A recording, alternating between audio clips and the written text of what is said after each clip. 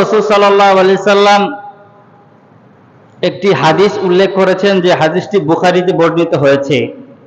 আল্লাহ রাসূল সাল্লাল্লাহু আলাইহি সাল্লাম বলেন, নি'মাতানে মাকবুনুন ফীহিমা কাসীরুম মিনান নাস।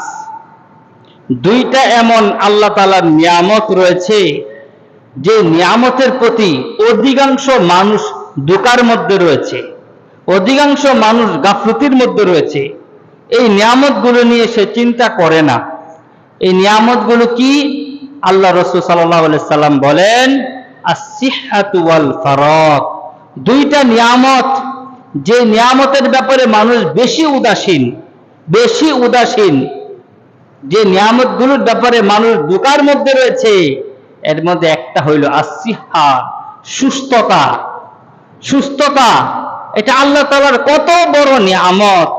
একজন অসুস্থ মানুষকে, একজন প্যারালাইজড এরকম রোগী, তাকে একটু জিজ্ঞাসা করেন, ক্যান্সারের রোগী, এমন একজন রোগী বিছানা থেকে উঠতে পারে না, তাকে জিজ্ঞেস করেন, ভাই সুস্থতা কত বড় নিয়ামত। তার কাছ থেকে জানতে পারবেন একটা মানুষ সুস্থ থাকা এটা কি পরিমাণ আল্লাহর পক্ষ থেকে নিয়ামত। এটা একজন অসুস্থ মানুষকে জিজ্ঞাসা করলে বোঝা যায়।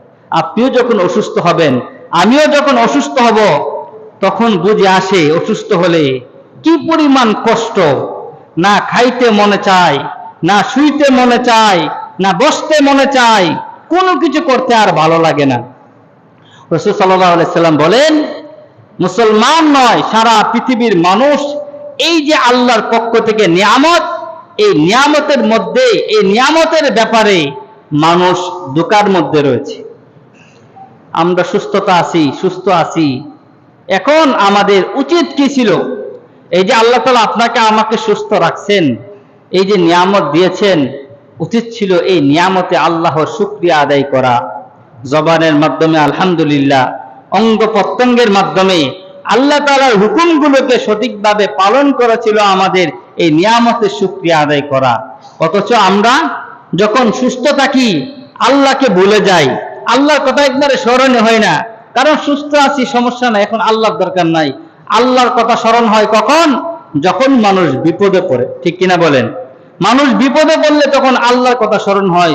শুধু মুসলমান না, একজন হিন্দু, খ্রিস্টান, বৌদ্ধ, কাফের, বেঈমান যদি মুসিবতে পড়ে যায়, তার জবান দিয়ে অটোমেটিকলি বের হয়ে যায়, আল্লাহ তুমি আমাকে বাঁচাও, ঠিক কিনা বলেন?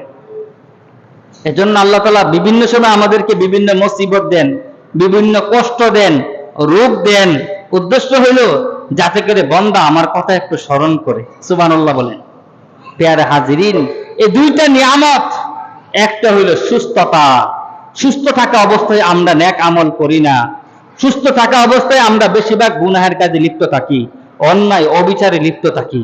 এজন্য এই নিয়ামতটাকে স্মরণ করা আর এই নিয়ামতের কদর করা। 2 নম্বর অল ফারাক।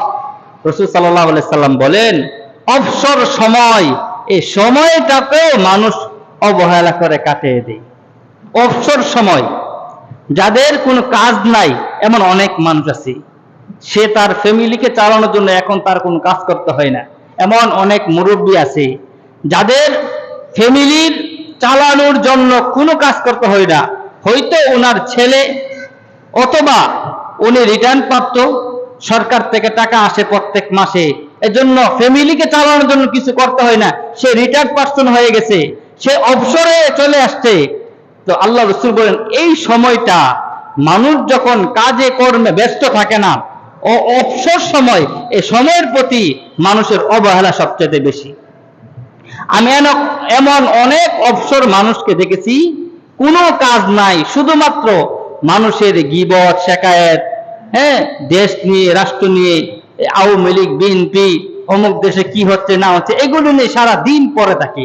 অথচ তার নিজের যে একটা চিন্তা দরকার, এই যে অবসর সময়টা, একটা সময় আমি লম্বা সময় কাজ করছি, ডিউটি করতে গিয়ে ঠিকভাবে নামাজ পড়তে পারি নাই, আল্লাহর আদেশগুলো পালন করতে পারি নাই, এখন আমি একেবারেই অবসর, আমার ফ্যামিলির চিন্তা করতে হয় না, আমার অন্য কোনো চিন্তা করতে হয় না।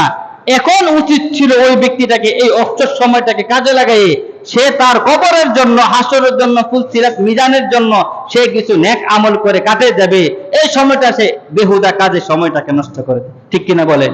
এজন্য আল্লাহ রাসূল বলছেন, এই যে অবসর সময়, এই সময়টাতে আমার উম্মত যারা আছে, মুসলমান যারা আছে, এরা এই সময়টার মধ্যে ধোঁকার মধ্যে পড়ে আছে। এই সময়টা নিয়ে, এই সময়টাকে তারা হেলায় খেলায় কাটিয়ে দিচ্ছে।